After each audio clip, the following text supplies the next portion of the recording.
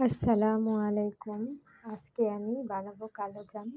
তার জন্য এখানে আমি গুঁড়া দুধ আর ময়দা নিয়ে নিচ্ছি, আর এর ভিতরে 1/2 চামচ পরিমাণ বেকিং পাউডার দিয়ে দিছি। এর ভিতরে এখন আমি 1 চামচ পরিমাণ ঘি দিয়ে দেব।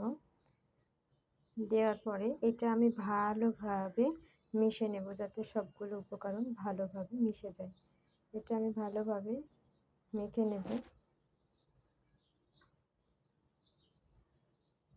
এটা মেখে নেওয়ার পরে আমি আগের থেকে দুধ জাল করে ঠান্ডা করে রেখে দিয়েছি, ওটা আমি এর ভিতরে অ্যাড করলাম। দিয়ে এভাবে মেখে নেওয়ার পরে 5 মিনিট আমি এটা রেস্টে রেখে দেব।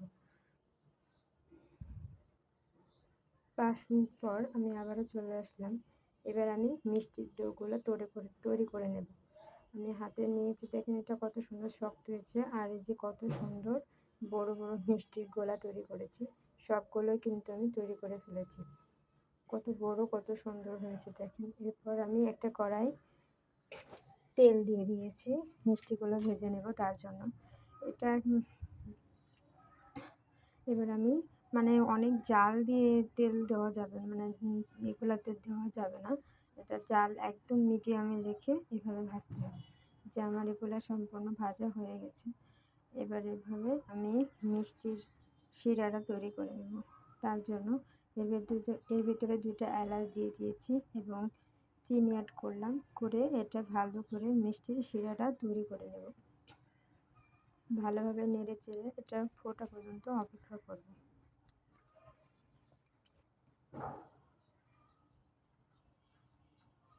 ততক্ষণে আমার মিষ্টিটা কিন্তু ঠান্ডা হচ্ছে। এটা যখন তৈরি হয়ে যাবে, এর মধ্যে আমি এখন ঠান্ডা মিষ্টিগুলো ছেড়ে দেব। দেখেন, ছেড়ে দেওয়ার পরে আমি এটা ঢাকনা দিয়ে কিছুক্ষণের জন্য ঢেকে রাখবো। তারপর এই যে দেখেন, মিষ্টিগুলো কিন্তু ফুলে গেছে আর কত সুন্দর কালার এসেছে, একদম কালো জামের মতো। আমার মিষ্টিটা তৈরি হয়ে গেছে। কে কে আমার মতো এরকম মিষ্টি বানাতে পারেন অবশ্যই জানাবেন। সবাই ভালো থাকবেন। আল্লাহ হাফেজ।